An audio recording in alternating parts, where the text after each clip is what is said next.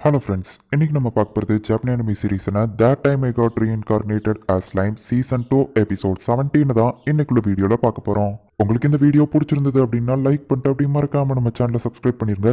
இதுக்கப்புறம் வரப்போகிற எபிசோட்ஸ் எல்லாத்தையுமே கொஞ்சம் கேர்ஃபுல்லாக வாட்ச் பண்ணுங்க. அப்படின்னா தான் உங்களுக்கு கதை புரியும். சரி வாங்க நம்ம பலன்னு பேசாமல் இன்னைக்குள்ள கதைக்குள்ள போகலாம். இன்னைக்கு நம்ம பார்க்க போகிறது That Time I Got Reincarnated as Slime season 2 episode 17.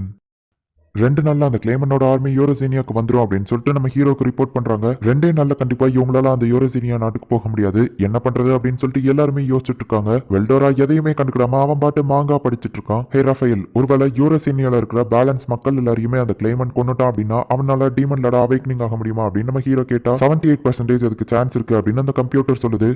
அங்க உயிரோட இருக்கிற மக்கள் யாருன்னெலாம் எனக்கு தெரியாது, ஆனா அவங்க எல்லாரையும் காப்பாற்ற நான் ட்ரை பண்றேன் அப்படின்னு நம்ம ஹீரோ சொல்லிட்டு பெனிமாரு நீ பாத்துக்கோன்னு சொல்லவோ கண்டிப்பா மைலார்ட் அப்படின்னு சொல்லிட்டு பெனிமாரு சொல்றான். டைமுக்கு நம்ம ஆர்மியை அங்க அனுப்ப முடியாது, டிரான்ஸ்போர்டேஷன் மேஜிக் இருந்தா அப்படின்னு நம்ம ஹீரோ சொல்லவோ ஆனா அதை யூஸ் பண்ண ரொம்பவும் டேஞ்சர் அப்படின்னு சொல்லிட்டு ஷோனா சொல்றான். அது எனக்கும் தெரியும். நம்ம ஹீரோ சொல்ல வரதுக்குள்ள கம்ப்யூட்டர் நான் புதுசா ஒரு ஸ்கில்ல டெவலப் பண்ணிருக்கேன். டிரான்ஸ்போர்டேஷன் ஆகிறவங்களுக்குள்ள பேரியரை நம்ம போட்டு அனுப்பணும் அப்படின்னா டிரான்ஸ்போர்டேஷன் ஆகிறவங்க சேஃபா அந்த சைடு போய் சேர்ந்துருவாங்க.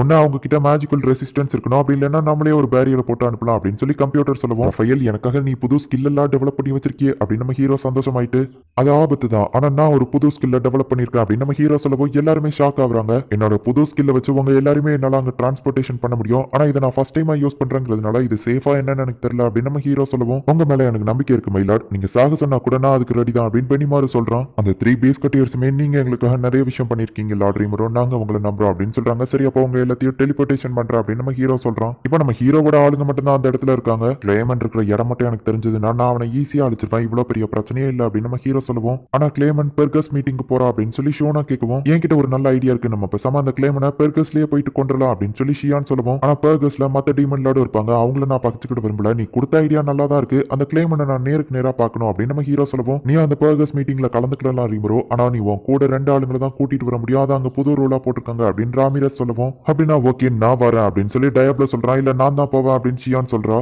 எத்தனை டீமன் லார்ட் இருந்தாலும் நம்ம லார்ட் ரீமர் அவங்க எல்லாரையும் ஈஸியா சமாளிச்சிருவாரு அப்படின்னு சொல்லி டயப்ளோ சொல்லுவோம். நீ சொல்றது கரெக்ட் தான் டயப்ளோ அப்படின்னு சொல்லி ஷியான் பாராட்டுறா. யோம் கூட ஒன்னு அனுப்புறேன்னு சொல்லி இருந்ததுனால நீ என் கூட வர முடியாது அப்படின்னு நம்ம ஹீரோ சொல்லுவோம். டயப்ளோவும் ஓகே அப்படின்னு சொல்றான். லார்ட் ரீமரும் நீங்க அங்க போனா உங்களுக்கு டேஞ்சர் தானே அப்படின்னு சொல்லிட்டு ஷோனா கேட்கவும் லேடி மலியும் கண்டிப்பா லார்ட் ரீமருக்கு துரோகம் பண்ணிருப்பாங்கன்னு எனக்கு தோணல அப்படின்னு பெனிமாரு சொல்றான். எனக்கும் அதுதான் தோணுது, கண்டிப்பா கிளேமன் சொல்ற பேச்செல்லாம் மலியும் கேட்க மாட்டா அப்படின்னு சொல்லிட்டு எல்லாருமே சொல்றாங்க. கிளேமன் சைடு மலியும் இல்லாம இருந்தா அது எனக்குமே ஹாப்பி தான், ஆனா அவ எதுக்காக கேரியனை கொன்னா அப்படிங்கிறது நம்ம அவளை நேரில் போய் பார்த்தா தான் தெரியும். ஸோ நம்ம கண்டிப்பா பர்கஸ்க்கு இதுக்காக வச்சு போகணும் அப்படின்னு நம்ம ஹீரோ நினைக்கிறான். எந்த 2 பேரை கூட கூட்டிட்டு போலாம் அப்படின்னு நம்ம ஹீரோ யோசிக்கவும் ஷியான் வந்துட்டு நான் வரேன் அப்படின்னு சொல்லி பாவமா பாக்குறா. கிளேமன் தான் ஷியானை கொண்டிருக்கான், கிளேமனை பழிவாங்க இது ஒரு நல்ல ஆப்பர்ச்சுனிட்டி அவளுக்கு இருக்கும் அப்படின்னு சொல்லி நம்ம ஹீரோ அவளை வர சொல்றான். அவளும் ரொம்பவும் ஹாப்பி ஆகுறா. ஹே ரீமரு, எனக்கு டீமன் லார்ட பார்த்தலாம் பயம் இல்லை, எவ்வளவு பெரிய டீமன் லார்டா இருந்தாலும் நான் ஒரே பஞ்சில காலி பண்ணிடுவேன், நானும் உன் கூட வரேன் அப்படின்னு சொல்லிட்டு வெல்டோரா சொல்லுவோம். இல்ல வெல்டோரா நீ என் கூட வரக்கூடாது அப்படின்னு நம்ம ஹீரோ சொல்லுவோம். அப்படின்னா நீ ஏன் கூட வா அப்படின்னு சொல்லிட்டு ராமிரஸ் கேட்கிறா. உன்ன மாதிரி பூச்சிக்கலாம் நான் பாடி கூட வரமாட்டேன் அப்படின்னு சொல்லிட்டு வெல்டோரா சொல்லியிருந்தான். நான் இல்லாத நேரத்துல இந்த டெம்பஸ் கண்ட்ரியை நீ தான் பாத்துக்கிடணும், நான் பேசினதெல்லாம் கேட்டியா இல்லையா அப்படின்னு சொல்லிட்டு நம்ம ஹீரோ கேட்கவும் ஆமா ஆமா கேட்டேன், கேட்காம புக் படிச்சுட்டு இருந்தேன்னு சொன்னா திட்டுவானே அப்படின்னு சொல்லிட்டு வெல்டோரா சமாளிக்கிறான். அது போக நம்ம 2 பேருமே சேர்ந்து அங்க போனோம் அப்படின்னா அழிக்கிறதுக்கு தான் ஏதோ பிளான் போட்டோன்னு அந்த கிளேமன் சொல்லுவான் அப்படின்னு சொல்லுவான். அந்த கிளேமனை சும்மா விட மாட்டேன் அப்படின்னு சொல்லிட்டு அவங்க 2 பேரும் சொல்றாங்க. கிளேமன் அப்படி சொல்ல வாய்ப்பு இருக்குன்னு லார்ட் ரீமரு கற்பனையா தான் சொன்னாரு அப்படின்னு சொல்லி பெனிமாரு சொல்லுவோம். கற்பனையில கூட அந்த கிளேமன் லார்ட் ரீமருவை பத்தி தப்பா பேசக்கூடாது, ஷியான் அவனை நீ பாத்துக்கோ அப்படின்னு சொல்லி டயப்ளோ சொல்லுவோம். கண்டிப்பா அப்படின்னு சொல்லி ஷியான் சொல்றா. ஒருவேளை அங்க பிரச்சனை வந்தா கூட என்னால வெல்டோரா அங்க சமன் பண்ண முடியும் நம்ம ஹீரோ சொல்லுவோம். உண்மையா தான் சொல்றியா அப்படின்னு வெல்டோரா கேட்கறான். ஆமா என்கிட்ட உன்னை சமன் பண்ற புது ஸ்கில் இருக்கு அப்படின்னு நம்ம ஹீரோ சொல்றான். அப்ப நான் யாரை கூட்டிட்டு போறது அப்படின்னு சொல்லி ராமிரஸ் கேட்கவும் நாங்க 2 பேரும் வரோம் அப்படின்னு சொல்லிட்டு அந்த ட்ரையட் 2 பேரும் சொல்றாங்க. ப்ளீஸ் லார்ட் ரீமரு நீங்க நாங்க வர்றதுக்கு சம்மதிக்கணும் அப்படின்னு சொல்லி ட்ரெயினி கேட்கறா. சரி ஓகே அப்படின்னா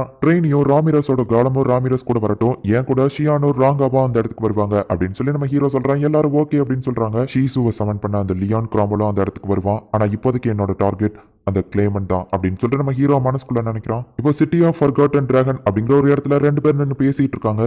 என்ன தைரியம் இருந்தா அந்த கிளேமனோட ஆளுங்க இப்படி பண்ணுவானுங்க, ஆனா நமக்கு வேற வழி இல்லை. இப்போ அந்த லேடி மலியும் சொன்னதுனால நம்ம இது எல்லாத்தையும் கேட்டுதான் ஆக வேண்டியது இருக்கு. இப்படியே போய்கிட்டு இருந்தா அடுத்த அறுவடை காலத்துக்கு நமக்கு சாப்பாடே இல்லாம போக வேண்டியதான் அப்படின்னு சொல்லிட்டு அந்த மொட்டை தலையை ரொம்பவும் கோவப்பட்டு இருக்கான். சரி கோவப்படாதீங்க, அந்த யாம்சா லேடி மலிம் கிட்ட இருந்து ஆர்டர் கொண்டு வந்திருக்குனால நம்மளால எதுவும் பண்ண முடியாது அப்படின்னு சொல்லி கூட இருக்கிறவன் சொல்றான். கிளேமனோட ஆளு யாம்சா அந்த இடத்துக்கு வரவும் கொஞ்சம் ஜாக்கிரதையா இரு அப்படின்னு சொல்லி அந்த மொட்டை தலையன் கூட இருக்கிறவன்ட்ட சொல்றான்.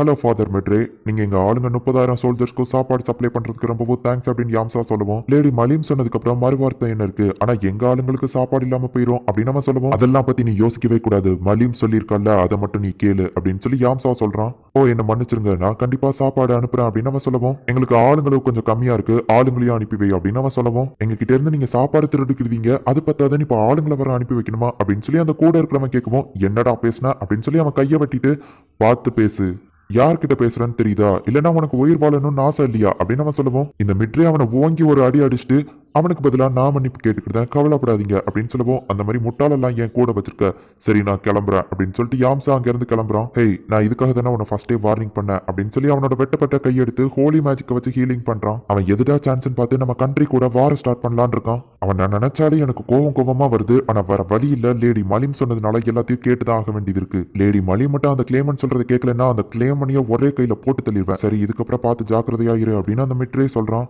வார்ல யூரோசேனியால இருக்கிற மக்களுக்கு எதுவும் ஆகக்கூட நம்ம என்ன பண்றது அப்படின்னு நம்ம ஹீரோ யோசிச்சுட்டு இருக்கோமோ, அங்க இருக்கிற மக்களை இப்ப எங்க டிரான்ஸ்போர்டேஷன் பண்ணிட வேண்டியதானே அப்படின்னு அந்த கம்ப்யூட்டர் சொல்லுது. இதுவும் நல்ல ஐடியா தான் சொல்லி அந்த மக்கள் எல்லாரும் தங்குறதுக்கு ஒரு இடத்தை ஏற்பாடு பண்ணிட்டு நைட்டோட நைட்டா யூரோசேனியால பேலன்ஸ் இருக்கிற எல்லா மக்களையுமே நம்ம ஹீரோ அவனோட கண்ட்ரிக்கு கொண்டு வந்துருதான். ஃபோபியோவும் நம்ம ஹீரோ கூட போனதுனால அந்த மக்கள் எல்லாருமே நம்ம ஹீரோவோட பேச்சை கேட்கறாங்க. நைட் ஃபுல்லா டெலிபோர்டேஷன் மேஜிக் யூஸ் பண்ணிருக்கீங்களே, உங்களுக்கு டயர்ட் ஆகலையா அப்படின்னு சொல்லி ஃபோபியோ கேட்குமோ, எனக்கு டயர்டே ஆகல, ஏன்னா நான் ஆசமான லீடர் அப்படின்னு சொல்லி நம்ம ஹீரோ சொல்றான். ஒரு வழியா நம்ம எல்லா மக்களையும் சேஃப் ஆக்கிட்டோம் அப்படின்னு ஃபோபியோ சொல்லுவோம். இன்னும் இது முடியல, கிளேமன் ஆர்மி கூட இனிமே தான் சண்டை போட போறோம் அப்படின்னு நம்ம ஹீரோ சொல்றான். இப்போ சோல்ஜர்ஸ் எல்லாருமே ஒரே இடத்துல அரேஞ்ச் ஆகி நிக்கிறாங்க. மொத்தமா ஒரு 20,000 ஸ்ட்ராங்கான சோல்ஜர்ஸ் நம்ம ஹீரோ அரேஞ்ச் பண்ணி ஒவ்வொரு குரூப்பையும் தனித்தனியா பிரிச்சு ஒவ்வொரு குரூப்புக்குமே ஒரு நேம் வச்சிருக்கான். அது போக அந்த ஒவ்வொரு குரூப்புக்குமே தனித்தனியா ஸ்ட்ராங்கான ஆளுங்களை தலைமை தாங்குற மாதிரி வச்சிருக்கோம். கண்டிப்பா நாங்க ஜெயிப்போம் அப்படின்னு சொல்லி பெனிமாரு சொல்றான். யூரோசேனியா மக்களை சேஃப் ஆக்கிட்டதுனால எங்களோட ஃபுல் ஃபோர்ஸ்ல நாங்க இப்ப சண்டை போட முடியும், ரொம்பவும் தேங்க்ஸ் லார்ட் ரீமரோ அப்படின்னு சோஃபியா சொல்றா. எல்லாருமே இப்ப நம்ம ஹீரோக்கு தலை வணங்குறாங்க. ஃபுல் பலத்துல சண்டை போட்டு பெனிமாரோ அப்படின்னு ஷியான் சொல்றான். அவங்களுக்கு எல்லாம் இறக்கமே காட்ட தேவையில்லை அப்படின்னு சொல்லி டயப்ளோ சொல்றான். கண்டிப்பா வெற்றியோட திரும்பி வருவோம் அப்படின்னு பெனிமாரு சொல்றான். இப்ப நம்ம ஹீரோ அந்த மேஜிக்கை ஸ்டார்ட் பண்றான். கிட்டத்தட்ட 20,000 பேரை ஒரே நேரத்துல யூரோசேனியாக்கு நம்ம ஹீரோ டெலிபோர்டேஷன் பண்றான். பார்த்து சேஃபா இருங்க கைஸ் அப்படின்னு நம்ம ஹீரோ மனசுக்குள்ள நினைக்கிறான். இந்த இடத்துல இந்த எபிசோட் முடியுது.